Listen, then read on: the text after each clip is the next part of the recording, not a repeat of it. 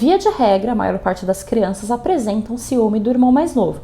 Isso porque o bebezinho costuma ser o foco das atenções. Ele recebe visita em casa para conhecer o recém-nascido. O bebê passa muito tempo no colo, principalmente se a mãe amamenta, né? Ele passa muitas horas do dia mamando. O bebê costuma dormir no quarto dos pais por ser muito pequenininho, muito frágil, ainda recém-nascido. Se você tem uma criança que já dorme no quarto dela e pretende colocar o seu recém-nascido no seu quarto, pode ser que a criança sinta isso. Por que o meu irmão dorme com você e eu não posso? Ele não entende que o bebê é pequenininho, que o bebê precisa e tem mais necessidades. Para ele, é tudo no patamar de igualdade. Nós somos seus filhos, nós somos duas crianças, eu quero ser tratado da mesma forma que ele. É abstrato para a criança entender que o pequenininho pode ter necessidades diferentes da dela. E isso gera ciúme o fato do bebê receber mais atenção porque é amamentado, gera ciúme o bebê receber visitas, né? Porque quando nasce o bebê, todo mundo quer ir na sua casa conhecer o pequenininho. Essas questões podem sim gerar esse sentimento, né? Gerar esse ciúme. Ter que dividir os brinquedos, ter que dividir os pais. Até então era ele, só ele, o centro das atenções. E aí chega uma nova criança e ele precisa do dia para noite, literalmente do dia para noite, dividir tudo. Por que eu falo que é literalmente do dia para noite? Porque o período da gravidez, os 9 meses da gestação, os pais vivem e entendem esse período, se preparam para a chegada daquela criança. Só que o irmão, o filho mais velho, ele não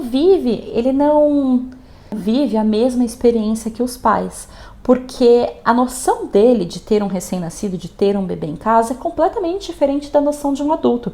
Até então, para ele, a única coisa real e palpável que acontecia era que a barriga da mamãe crescia, mas nada demais, tudo continuava igual, a rotina era igual, o quarto dele era dele, as coisas eram dele. E do dia para noite, quando você traz esse bebê da maternidade, é que tudo muda, que tudo se transforma. Do dia para noite, a mãe dele tá com o bebê no peito quase que 24 horas. Do dia para noite, os pais dele têm outra criança dormindo no quarto junto. Então, para a criança mais velha, é uma ruptura drástica, é do dia para noite. A gente usa o período da gestação para ir conversando, para ir preparando a criança para esse momento. Mas a mudança acontece de forma brusca, de um jeito ou de outro. A mudança é repentina. Nasceu, agora eu levo para casa e tá aqui o seu irmão. Antes era só uma barriga redondinha. Agora é uma criança, chora, tá ali de verdade, precisa ser carregada, amamentada. É um outro universo, é uma outra realidade que pode ser abstrato demais para as crianças pequenas.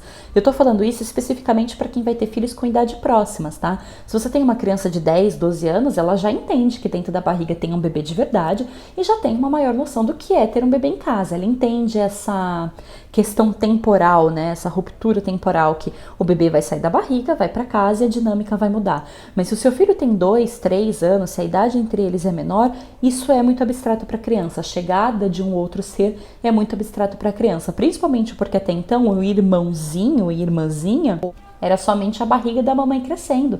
Não era palpável, não era uma criança, não era de verdade. Estava dentro da mamãe, sequer dava para ver o bebê. Então, eles sofrem um pouco com isso, com essa mudança. Por isso que é importante usar o período da gestação para preparar o filho mais velho.